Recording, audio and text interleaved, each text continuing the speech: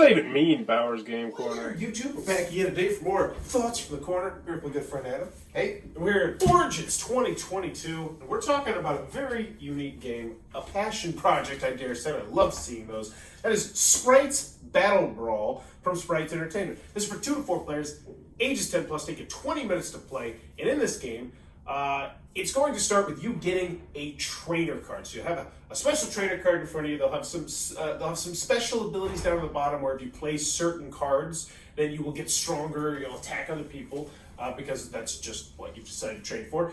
And then you get some cards in your hands. And cards are either going to be one of two things. They're going to be weapons that will go on top of your little player card, and those will have like cute little Pokemon-style monsters.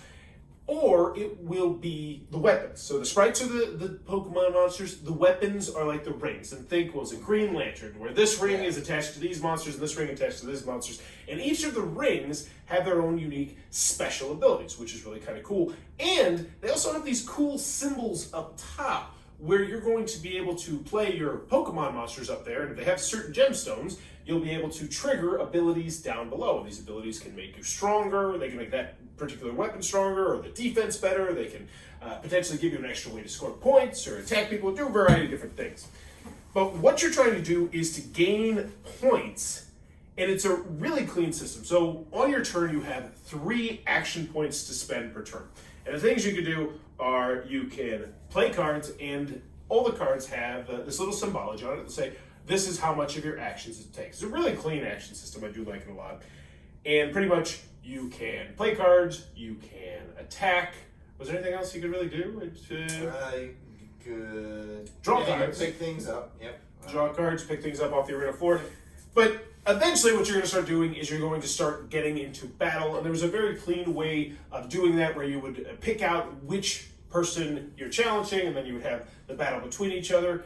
And chances to augment yourself back and forth. And the bottom line is, if it was 4 to 2, and I won by 2, I get to flip 2 cards off of the top of the deck, and Symbology on the cards, which I love. There's this little thing in the upper right-hand corner, which is a fan, and if you gain new fans, that's how you win the game. So you're trying to get fans by winning combat, by strengthening yourself up, and that's basically the gist of the game. There's also some corrupt cards in there that break rules, which are really kind of fun. They could break rules on other people's turn. And let's just get into the game. Thoughts. It came in an interesting candy box, which it did. It came. That's part of the reason I felt like it was passion project. You know, when you go to like Walmart, they have like the $2 bins of like the popcorn, you know, the candy that you sneak into the movie theater or whatever.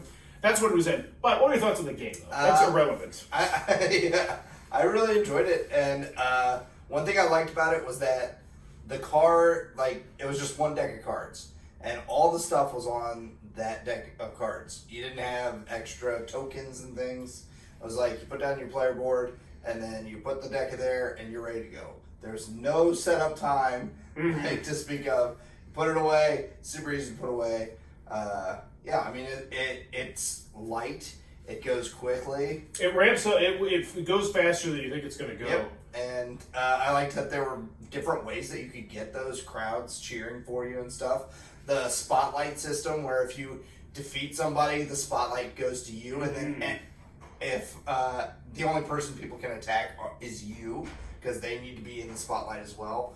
I enjoyed that because it moves the action around the board. Yeah, I thought it was really, really tight. I mean, really well done. I like that there was like a press your luck aspect to the combat, where you could burn cards out of your hand. You could defend things better by burning cards in your hand, and that would mean that the other person is going to draw less cards from the top of the deck. Or you could just say, you know what, I really want to hold on to these cards, and I'm going to just hope that you don't happen to draw 3 fans, because that could potentially win the game. Okay. And there were some little interesting crinkles that I liked in an otherwise short game as well. I enjoyed it. I would put this in the hidden gem category, because for being what it is, 20 minutes, I felt like it was different enough. It's not like your typical card battler, despite the fact that's the theme of like you're in a little battle. It felt different. Yeah, it did. Yeah, and the artwork was nice. I mean, I like the artwork. Really great. Yeah. Only nitpicks I'd have to say is definitely could have used a player reference. I think especially for first-time gamers, because there's some symbols here and there, and just player reference I think would be a great thing to invest in the future. But other than that, I enjoyed it as well. This is one of those games that I honestly, I would make a bold prediction to say that there's going to be some publisher that sees this style game and thinks that fits my brand very well. And I wouldn't be surprised if this got a second edition in the future, or if they just add more cards. Because honestly, that's all this game really needs, is you just get another box, get more cards, get more monsters, throw in a couple more special abilities, and I would like to play it. But here's the $1 million question that I always ask, but I didn't ask in the last video because I'm new. Would you put this on your shelf? Yes.